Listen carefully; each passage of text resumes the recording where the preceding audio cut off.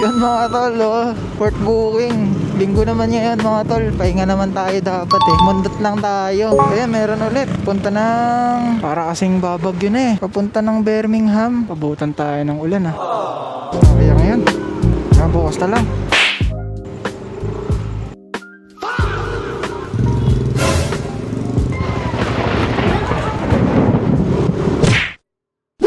Nabutan tayo ng bagyo mga tol.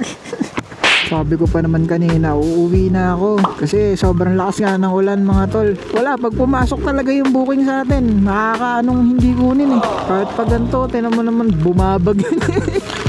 Bumabagyo na eh. Pero ano, grabe yung tip sa atin ngayong araw na to. Biruin mo yun, yung pair lang ni sir, 121. Ginawang 220 ni sir. Kahit ganun na bumabagyo na pre, kumita pa rin tayo. So yung mga tol, no, kahit bumabagyo na, no, may booking pa rin. Kasi gabi na mga tol eh, kailangan na umuwi ng mga pasahero. Sakto ito, malapit lang sa atin.